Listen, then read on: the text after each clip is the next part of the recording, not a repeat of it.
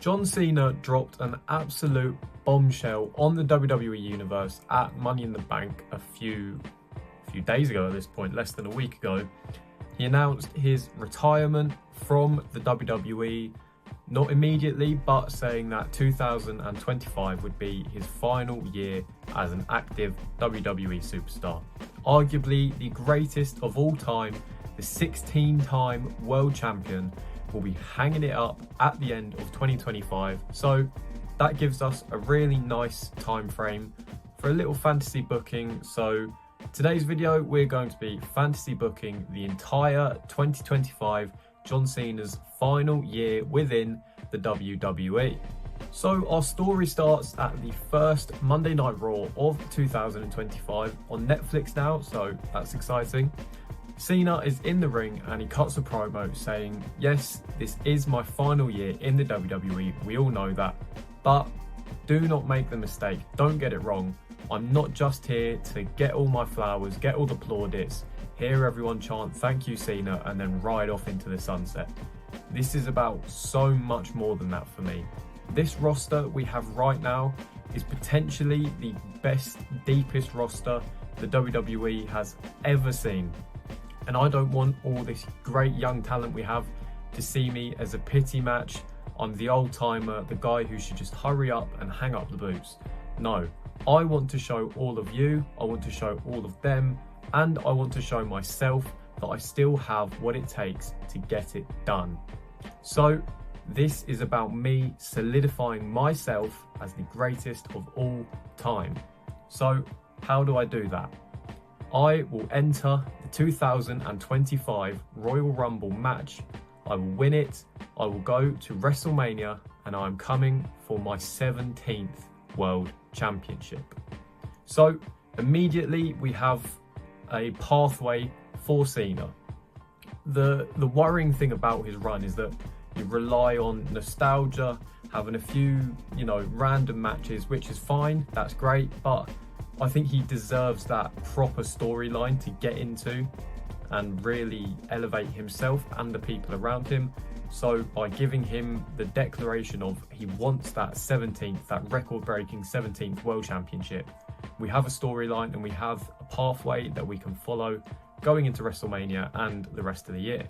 So we head to Friday Night SmackDown that week, and obviously Cena is a free agent, so he can bounce between SmackDown, Raw, NXT if he should choose to at any point. So he's got that freedom. So he's on SmackDown, he's in the ring, cutting a promo, basically reiterating what he said on Raw, that he wants that 17th World Championship. He wants to win the Royal Rumble when he is cut off by Carmelo Hayes. Hayes tells Cena, you're reaching, John. You're clinging on to the memory of what you once were, but you know that you aren't that guy anymore. Things are different around here now. The days of you being big match John are long gone. Look at your last few years. You can't hang with the new generation. You don't have what it takes to get the job done anymore, and you sure as hell can't hang with me. So that night on SmackDown, the match is set. Carmelo Hayes versus John Cena. Now, there's a number of reasons to have this match. First of all, Cena will understandably need a few sort of tune-up matches to get himself going, to shake off the ring rust that he'll obviously understandably have. And it's really important in this run to get the balance right. Yes, you want those nostalgic matches that, 2010s, 2000s, like prime Cena. You want to relive those memories, but at the same time, now is the only chance we have to have these matches with the newer talent, the newer generation that he's never had matches with, and after this year, he's never going to have the chance to. So we need to find the right balance of having young talent matches and the nostalgic sort of marquee name memory matches. Cena uses his experience to pick up the win over Carmelo Hayes, and now we fast track our way to the Royal Rumble Premium Live event. On that card, Cody Rhodes defends his undisputed WWE Championship against Randy Orton. Obviously, the history of that match makes the story very easy, going back to Legacy in the late 2000s. Randy Orton was like Cody Rhodes' mentor.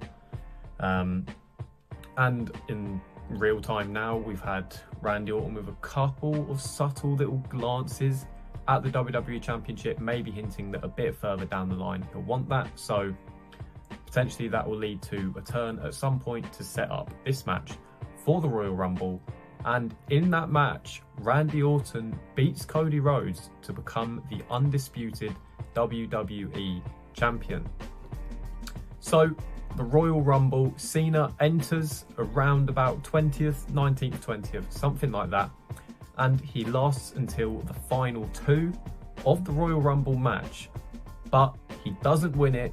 He's eliminated by, and maybe this is very wishful thinking, but let a man dream. He is eliminated by Chad Gable. So Gable wins the 2025 Royal Rumble. He will go on to WrestleMania 41 to face the man who at this point is the World Heavyweight Champion in my fantasy booking world, being Gunther.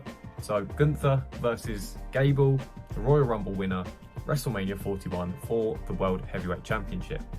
So Cena's heart is broken. His pathway to that 17th World Championship that he desperately wants is gone. So on the SmackDown after the Royal Rumble, he announces that he wants to enter the Elimination Chamber to determine the #1 contender to Randy Orton's WWE Championship at WrestleMania. But Nick Aldis, SmackDown General Manager, comes out and he tells him, "John, you're arguably the greatest of all time, but there are no free passes round here. I would love you to be in the chamber, but just like everyone else who wants a shot, you need to earn yours." So Cena has a Elimination Chamber qualifying match against AJ Styles. A rematch from their amazing trilogy of matches that they had in late 2016 into early 2017. Arguably Cena's potentially his best matches in the WWE were the ones he had with Styles. Styles has obviously had some amazing matches, even recently against Cody Rhodes, but you can make the argument that Cena is probably his best rival in his WWE run, at least. So we have that match because that's a nice nostalgia match that I'm sure people want to see one more time. Cena wins it and he goes into the Elimination Chamber. Also in that Elimination Chamber match, making up a 6-man field is John Cena, Cody Rhodes, Sami Zayn, Carmelo Hayes, Solo Sikoa and Tama Tonga. So in the match, the story that I'm imagining the Bloodline will go down, the only two people left from this current iteration of the Bloodline is Solo Sikoa and Tama Tonga. All the others have split off, maybe with Roman or doing their own thing. And at long last in this match, Tama Tonga finally turns on Solo Sikoa, setting up the one-on-one match for those two at WrestleMania. So we come down to the final three in the match: Cody Rhodes, Sami Zayn and John Cena. Cody is setting up Cena for a crossroads when The Rock climbs through the chamber, sort of Shawn Michaels 2010 style when he took out The Undertaker. He climbs through the floor of the chamber, he hits Cody Rhodes with a rock bottom, he looks Cena dead in the eyes and he leaves the chamber. So Cody Rhodes gets eliminated, which leaves us with Cody versus The Rock at WrestleMania, which I feel is what we're going to get, but we'll have to see. So we're left in the ring, Sami Zayn and John Cena. These two had a fantastic match in 2015 when Sami Zayn debuted on the main roster, so this is a nice chance to relive that. Cena manages to pick up the win, which means at WrestleMania 41 it will be John Cena versus Randy Orton for the undisputed WWE Championship. Now, I know these two have had countless matches in the past, but somehow it's kind of crazy that they've never had a one-on-one match at WrestleMania.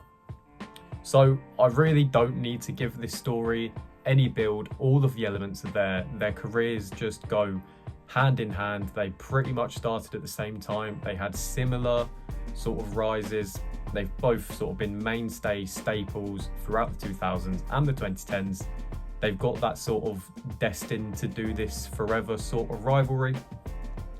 So at WrestleMania, John Cena pins Randy Orton to win the record-breaking 17th World Championship, putting him clear of Ric Flair for the most world titles in WWE history. From here, for the next few months, I don't think there's much I need to say for the booking, except for the PLE matches. It's not realistic to have Cena defending the belt on every single show, or fighting on every, or wrestling, sorry, on every single show, Raw, SmackDown. So, and we don't know exactly what his schedule is going to be. I know he said he's got a lot of dates planned, but we don't know if that's going to be every PLE, every Raw, every SmackDown, etc. So I've planned to have Cena hold the title until SummerSlam, which means he'll be defending it at Backlash, Clash at the Castle, and Money in the Bank. So 3 pay-per-view or PLE defenses, whatever you want to call it. And in between those, Cena will hold the WWE Championship Open Challenge.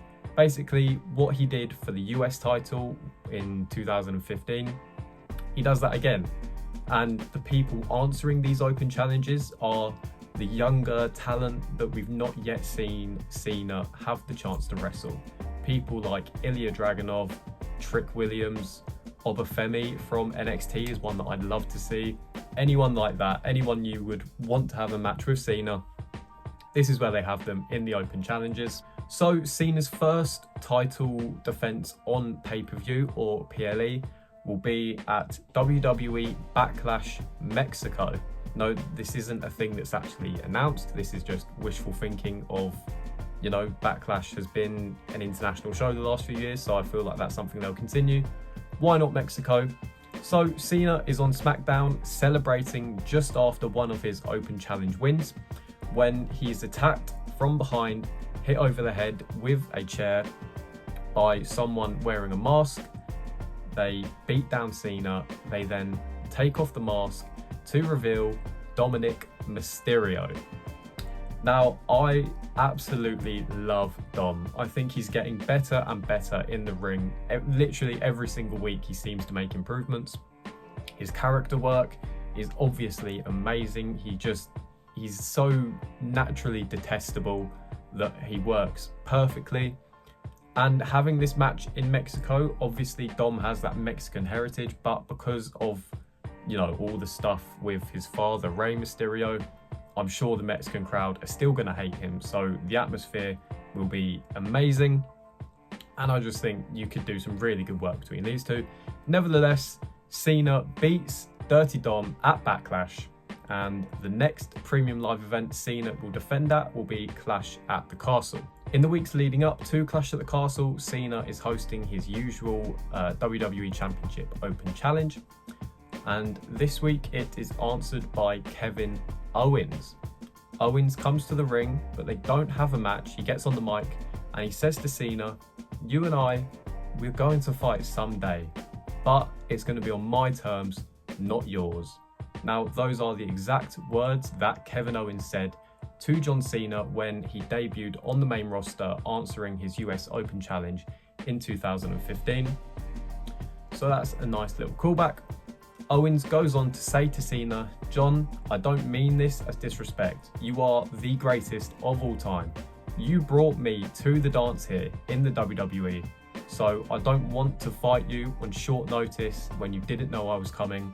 I want a fair wrestling match, you and me, one-on-one at Clash at the Castle." So the match is set, Owens versus Cena at Clash at the Castle, and Cena just about manages to pick up the win and retain his title. So Cena's next title defense on a PLE will be at Money in the Bank.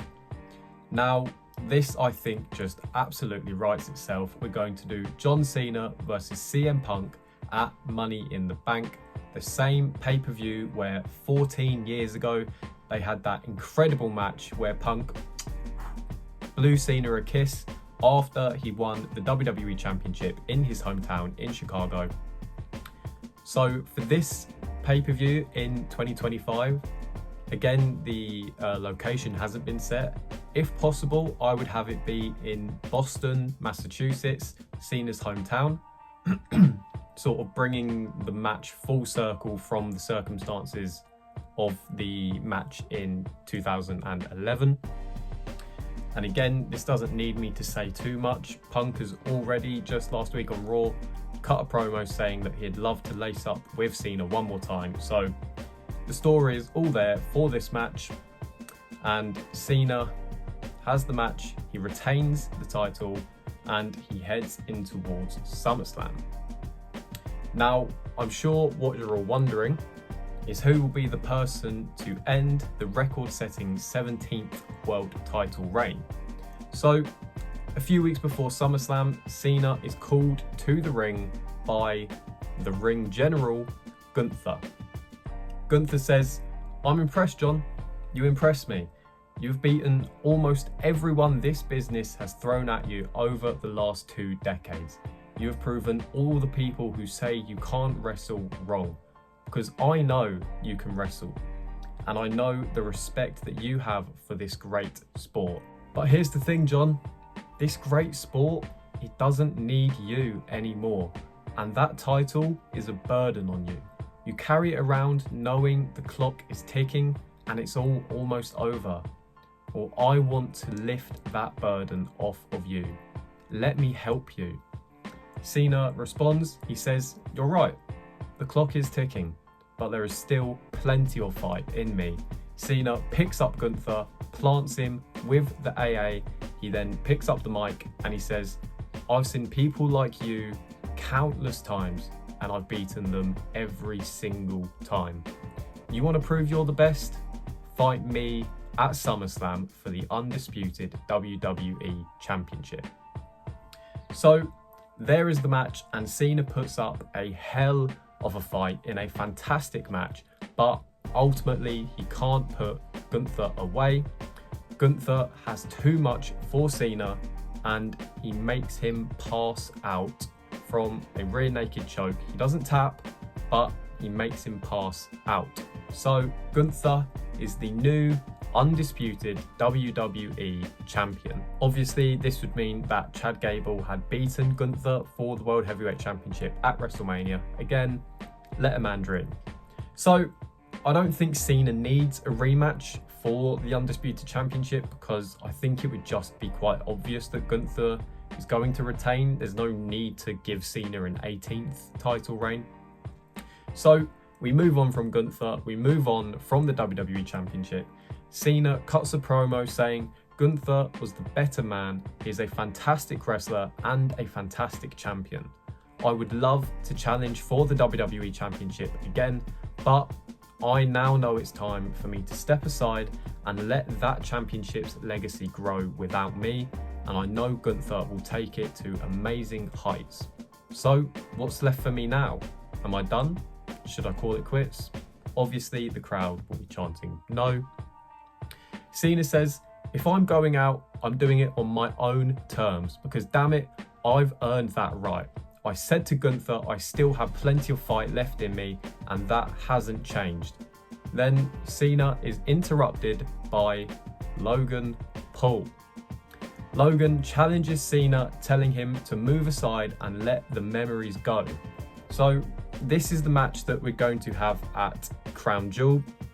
Obviously, the Saudi crowd would eat this match up. Logan always has a match on the Saudi shows, so might as well get them both on the card at the same time. It's a match we've never seen before. The promos would be fantastic. It's one that I'd certainly love to see. So Cena versus Logan Paul at Crown Jewel. Cena beats Logan, which leaves us with 2 PLEs left of Cena's final year in the WWE, Survivor Series, and the place where he will have his last match, a pay-per-view called WWE Ruthless Aggression. At Survivor Series, we have a passing of the torch sort of match, John Cena versus Cody Rhodes. Perhaps with Cody as a heel, if that floats your boat, or it can just be the biggest babyface of the PG era going up against the biggest babyface of the Renaissance era or the Triple H era, whatever you want to call it. This is also a match we haven't had since 2015, again in Cena's US Open Challenge, which was answered by Stardust. So we've never actually had John Cena and Cody Rhodes one-on-one. Cody is now in his prime, Cena is a bit further on from his prime, but nevertheless the circumstances are so different from the match they had in 2015. Cody Rhodes beats John Cena in a good match to take the reins of the ultimate WWE babyface or heel, again if that's the direction you'd like it to go down, but I'll leave that to your imagination. Cody Rhodes beats John Cena. So finally we build up to WWE Ruthless Aggression. I know WWE don't normally do a pay-per-view in December, but you know, it's Cena's last run. I'm sure we can squeeze in a pay-per-view here just for Cena. So we're in the build-up and Cena cuts a promo on Raw where he says, "My final match will be in a couple of times. So who do I want to share the ring with for that final time? I've had many great rivals in this business and there's many great young superstars I'd love to face. But I don't think I can make that decision. I will be in the ring at Ruthless Aggression. Whoever has the courage to be the man to try and put me down for the one final time, I will take that challenge and they will have my respect." So Cena's career ends with an open challenge, and at Ruthless Aggression it is answered by Chad Gable. Now I know throughout this video I've had quite the affection for Chad Gable. I just really like Chad Gable, leave me alone. But outside of my love for Gable, the story here makes so much sense. Cena debuted in the WWE back in 2002 in an open challenge against a US Olympic wrestler, that being Kurt Angle of course. So I think it's so fitting for Cena's career, his last match, to end with an open challenge against a former US Olympian in Chad Gable. Maybe I'm the only one who likes that, but I think that makes perfect sense.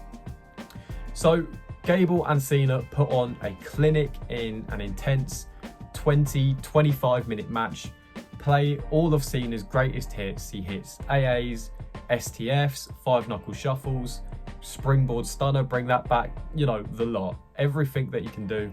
But in the end, Chad Gable is able to pin John Cena clean in the middle of the ring, ending the career of perhaps the greatest of all time. And that is how I would personally book John Cena's final year in the WWE. Now, I know there is a glaringly obvious match that I've not included here, that being John Cena versus The Rock. And absolutely, I understand if you would have that match in. I really tried to find a place for the match, but I just couldn't find a place in time that would not derail other storylines. WrestleMania would be the obvious place to have it, but I already think we're going to build to Cody and Rock at WrestleMania, and I would like to see Cena and Orton one-on-one at WrestleMania because that's never been done before. But as I say, I absolutely understand if you would have The Rock go in place of someone else in one of these matches, because, you know, we can end off that trilogy. It would be an incredible atmosphere, sort of Hogan Rock levels of atmosphere crowd. So I completely understand that. But nevertheless, that is my booking. If you liked it, please like the video. Don't forget to subscribe for more weekly wrestling content. Let me know what you think Cena should do in his final year in the WWE. Should he win that 17th World Championship? Should he turn heel, as I've seen some people saying on social media? No is the answer, but should he turn heel? You let me know. Yeah, please like the video, subscribe for more weekly wrestling content, and thank you for watching.